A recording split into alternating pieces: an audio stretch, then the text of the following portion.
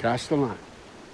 Thank you so much to Joshua Caldwell for joining us today. Joshua is the director and producer of a fantastic new film called Mending the Line that I enjoyed quite a bit, and I just had to share it with the rest of our audiences. So, Joshua, thank you so much for being here today.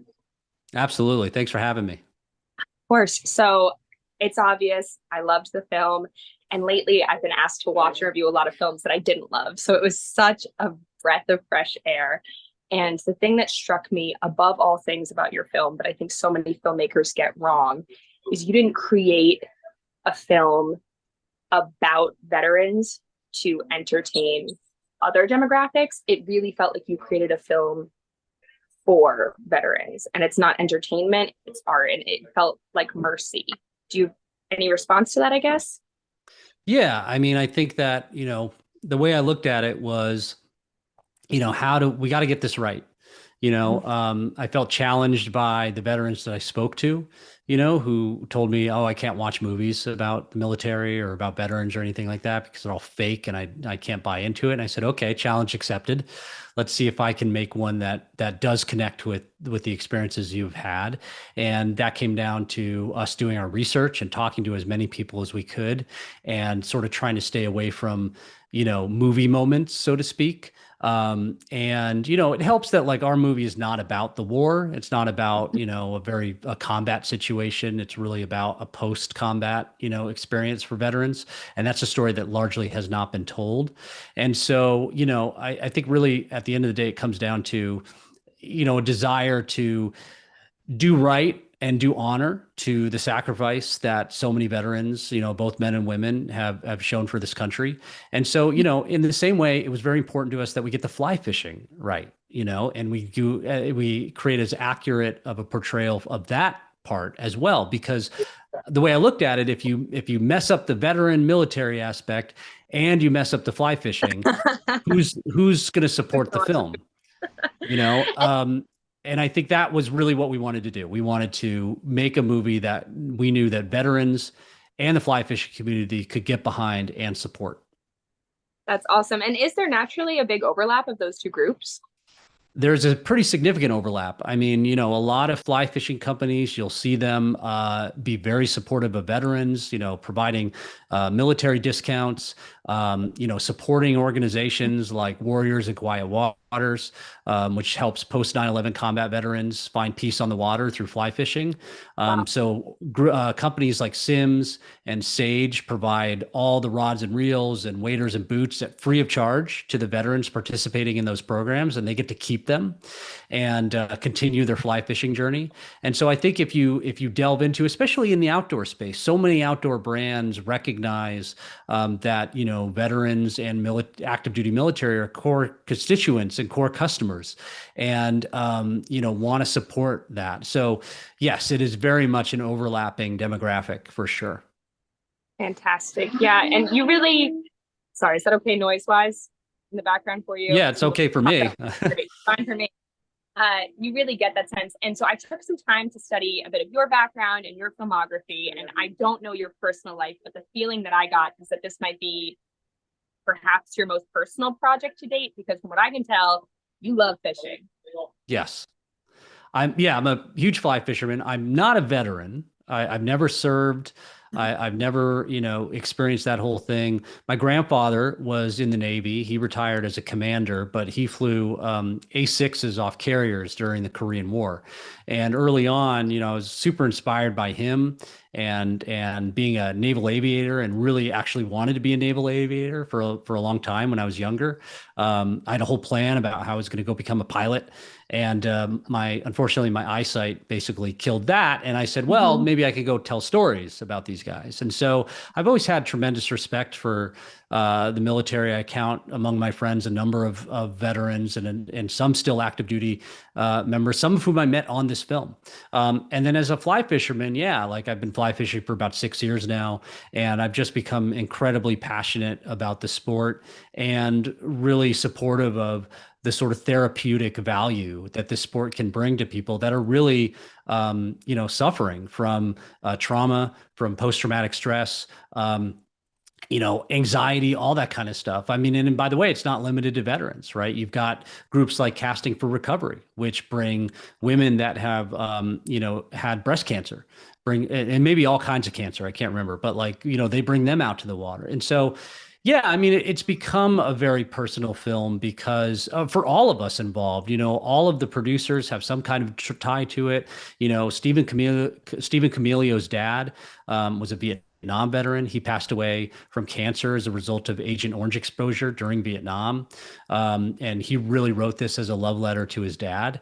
Kelly McKendry, one of our producers, like she was a Navy, sorry, not Navy brat. She was an Army brat. And her father was stationed at West Point.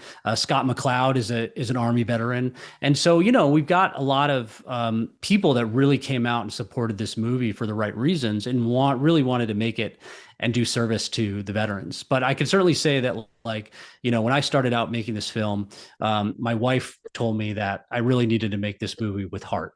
And so I took that to heart, and that became the mantra of the entire crew, that we really wanted to tell an emotional, engaging, and heartfelt story of resilience and overcoming trauma in all its forms. And so, that's what we set out to do. And I hope that's something we achieved. It comes through in the performances. It really does. There's an incredible tenderness that I think wouldn't be able to be accomplished by those who are just sympathetic, but it has to be those who, like you said, have that real life connection to it that's only ever really expressed in true empathy. And you can tell that these actors and actresses and the entire creative team have real life earned empathy. It really comes across in just gorgeous performances. And something that was a real standout for me, actually, because you had so many of these beautiful sweeping nature shots, was the score. It was beautiful. Yeah. The music, who did that? So that was the score was composed by Bill Brown, who's a composer I've worked with on 4 of my 5 features now and a number of shorts. He and I met back when he was the composer for CSI New York, and I was working for Anthony. No wonder Zeiker. I liked it. Yeah, but it's totally different. It's completely different, right? Yeah. And a lot of the work Bill and I have done was much more in sort of the electronic,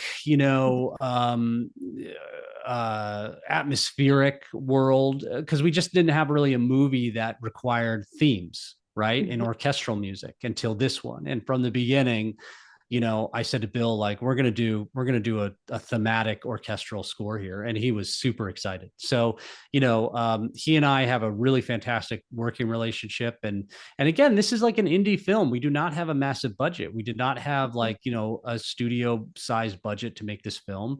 We didn't even have as much as River Runs Through It had back in 1991. And Bill is a guy that I trust to do, really big sweeping stuff with very limited resources. And he pulled through. And I think I've always believed and seen the score as half the film.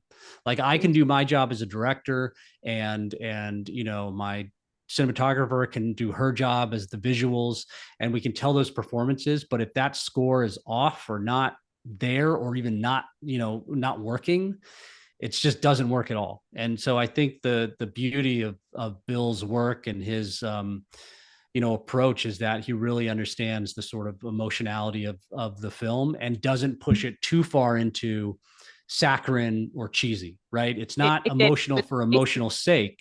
Yeah. It's emotional because that's what you're experiencing. And we wanted the film to feel very uplifting and hopeful and positive, right? Like, I mean, I just made a movie. I mean, my previous movie was not a positive movie, but it was intentionally that way. It was supposed to divide you. It was supposed to point a finger at you. But Mending the Line was not that, right? And I felt like, we as a collective, civilization have just come through a very traumatic couple of years. And the ways in which it's impacted us we might not even be aware of it, and yet, so I felt like it was the right movie at the right time to tell a story about resilience and about hope and about, sort of the ways in which we can sort of address and heal ourselves from the events of the past.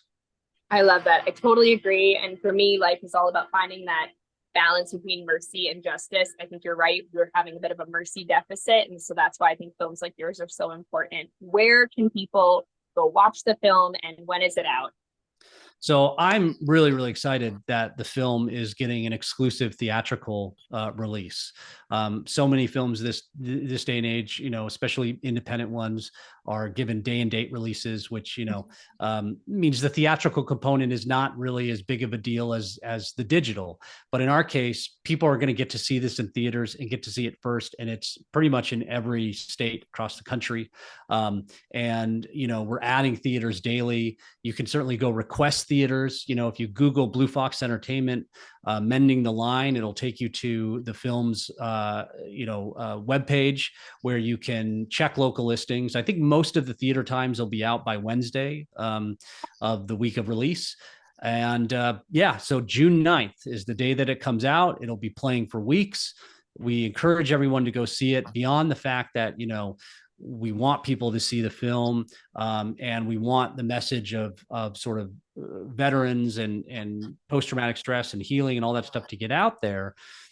For an independent film, it's also important that people see it in the theaters. Like, if you want more films like this, support it, right? Because then they're going to be inclined to copy it and make more films like this, right? And so, we'd love to have people support throughout our theatrical campaign, and we're very, very excited for Blue Fox Entertainment to take a chance on a movie like this and put it out in theaters, where I think, like, especially as a filmmaker, the immersion that you're going to get from watching this film in a theater is going to be completely different from watching it on a television or a computer screen. So, we really encourage people to get out and see it in the theater, get a babysitter, make it a date night. It'll be a really impactful experience for you, I'm sure. That's awesome. Well, I can't wait to go see. I'm going to take my parents to go see it. They're going to love it. So I can't wait to go see it. I encourage anyone who is a veteran, a fisherman or woman, or just someone who really believes in and wants to vote towards mercy and hope, to go see this fantastic film. Joshua, thank you so much for taking the time to speak with us today. Thanks so much for having me. I really appreciate it.